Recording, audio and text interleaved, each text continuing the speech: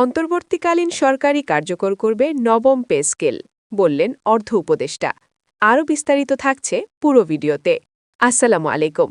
আপনি যদি একজন সরকারি চাকরিজীবী হয়ে থাকেন, তাহলে নবম পে স্কেলের আপডেট সবার আগে পেতে আমাদের এই চ্যানেলটি সাবস্ক্রাইব করে ভিডিওতে লাইক করে দিন।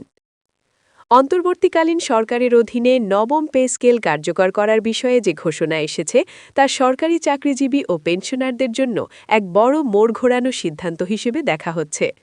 অর্থ উপদেষ্টা স্পষ্ট ভাষায় জানিয়েছেন, এই পে স্কেল কেবল কাগজে কলমে সীমাবদ্ধ থাকবে না, বাস্তবায়নের দিকেই সরকার এগোচ্ছে। দীর্ঘদিন ধরে যে দাবি, যে অপেক্ষা, সেই জায়গায় এসে এই ঘোষণা সরকারি কর্মচারীদের মধ্যে নতুন করে আশার আলো জ্বালিয়েছে। নবম পে স্কেল কার্যকরের বিষয়টি শুধু বেতন কাঠামোর পরিবর্তন নয়, এটি রাষ্ট্রের আর্থিক ব্যবস্থাপনা, কর্মচারীদের জীবনমান এবং ভবিষ্যৎ নিরাপত্তার সাথে সরাসরি জড়িত। অর্থ উপদেষ্টা বলেন, বর্তমান অর্থনৈতিক বাস্তবতায় সরকারি কর্মচারীদের ন্যায্য প্রাপ্য নিশ্চিত করা সরকারের দায়িত্ব। সেই দায়িত্ব থেকেই অন্তর্বর্তীকালীন সরকার এই সিদ্ধান্ত নিতে যাচ্ছে। এই পে স্কেলের সবচেয়ে গুরুত্বপূর্ণ দিক হল, এতে থাকছে দুটি ধাপ। এই দুই ধাপের মাধ্যমে ধাপে ধাপে বেতন কাঠামো সমন্বয় করা হবে, যেন একবারে বড় চাপ না পড়ে রাষ্ট্রীয় কোষাগারে, আবার কর্মচারীরাও যেন বঞ্চিত না হন। অর্থ উপদেষ্টা জানান, এই ধাপভিত্তিক বাস্তবায়ন পদ্ধতি আগে থেকেই পরিকল্পনার অংশ ছিল। প্রথম ধাপে মূল বেতনের কাঠামোয় পরিবর্তন আনা হবে। এতে করে বর্তমান স্কেল অনুযায়ী যারা দীর্ঘদিন একই বেতনে আটকে আছেন, তারা সরাসরি উপকৃত হবেন। দ্বিতীয় ধাপে যুক্ত হবে ভাতা ও অন্যান্য আর্থিক সুবিধার পুনর্বিন্যাস, অর্থাৎ শুধু বেসিক বেতন নয়, পুরো কাঠামোকে নতুনভাবে সাজানো হবে। এর সাথে থাকছে তিনটি সুখবর, যা শুনে সরকারি চাকরিজীবী ও পেনশনারদের মধ্যে স্বাভাবিকভাবেই আলোচনা শুরু হয়েছে। প্রথম সুখবরটি হল, নবম পে স্কেলের সাথে সামঞ্জস্য রেখে বিদ্যমান গ্রেডগুলোর মধ্যে বৈষম্য কমানো হবে। অনেকদিন ধরেই অভিযোগ ছিল, কিছু গ্রেডের দায়িত্ব বেশি হলেও আর্থিক সুবিধা তুলনামূলক কম। এই অসামঞ্জস্য দূর করার বিষয়টি গুরুত্বের সাথে দেখা হচ্ছে। দ্বিতীয় সুখবরটি পেনশনারদের জন্য। অর্থ উপদেষ্টা পরিষ্কারভাবে জানিয়েছেন, পেনশনভোগীরা শুধু পে স্কেলের বাইরে থাকবেন না, বরং তাদের সুবিধাও বাড়ানো হবে। পেনশনের হার, পুনর্গণনা পদ্ধতি এবং ভবিষ্যৎ সমন্বয় সবকিছুই নতুন করে পর্যালোচনা করা হচ্ছে। তৃতীয় সুখবরটি হল, নতুন পে স্কেল কার্যকরের পর আর্থিক সুবিধাগুলো যেন নিয়মিত থাকে, সেজন্য একটি মনিটরিং ব্যবস্থার কথা ভাবা হচ্ছে। অর্থাৎ একবার ঘোষণা দিয়ে থেমে যাওয়ার সুযোগ নেই, বাস্তবায়ন ও তদারকি একসাথেই চলবে। এই ঘোষণার আরেকটি গুরুত্বপূর্ণ দিক হল, পে স্কেল নিয়ে অযথা বিভ্রান্তি ছড়ানো বিষয়ে অর্থ উপদেষ্টার কড়া অবস্থান। তিনি স্পষ্ট ভাষায় বলেন, পে স্কেল একটি সংবেদনশীল বিষয়। এখানে দায়িত্বহীন মন্তব্য বা বিভ্রান্তিকর বক্তব্য দিলে তা সাধারণ কর্মচারীদের মধ্যে অস্থিরতা তৈরি করে। এই প্রসঙ্গেই জ্বালানি উপদেষ্টার প্রতি অর্থ উপদেষ্টার কঠোর হুঁশিয়ারি আসে। তিনি বলেন, যার যে দায়িত্ব তাকে সেই দায়িত্বের মধ্যেই কথা বলতে হবে। পে স্কেল বা বেতন কাঠামো অর্থ মন্ত্রণালয়ের এখতিয়ারভুক্ত বিষয়। অন্য কেউ এই বিষয়ে মন্তব্য করলে তা শৃঙ্খলার পরিপন্থী বলে বিবেচিত হবে। এই বক্তব্য থেকে স্পষ্ট বোঝা যায়, সরকার এখন পে স্কেল ইস্যুতে একক সিদ্ধান্ত ও শৃঙ্খলাবদ্ধ বার্তা দিতে চায়। অর্থ উপদেষ্টা চান না, একই বিষয়ে একাধিক মন্ত্রণালয় থেকে ভিন্ন ভিন্ন বক্তব্য আসুক।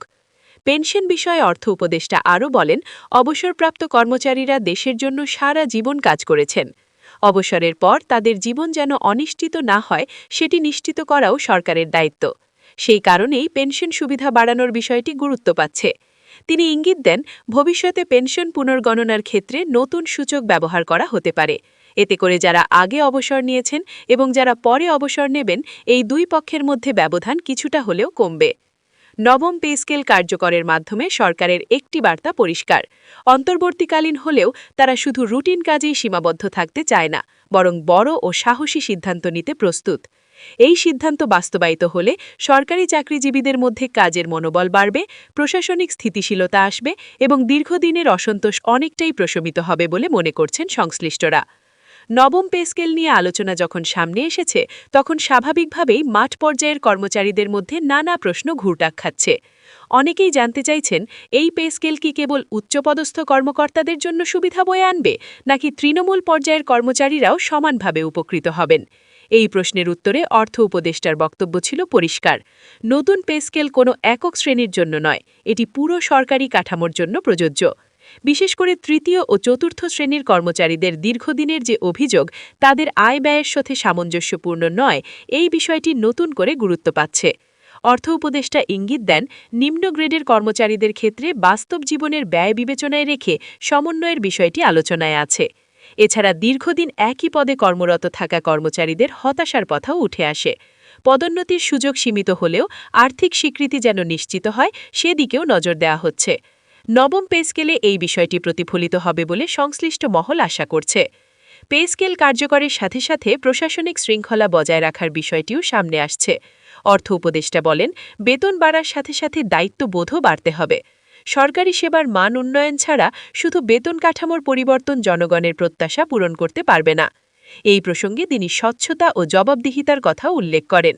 নতুন পে স্কেল কার্যকর হলে কর্মঘণ্টা, দায়িত্ব পালনের মান এবং সেবাদানের আচরণ সবকিছুর উপরই নজরদারি বাড়ানো হবে বলে ধারণা দেয়া হচ্ছে। নবম পে স্কেল নিয়ে আরেকটি আলোচিত বিষয় হল মূল্যস্ফীতির প্রভাব।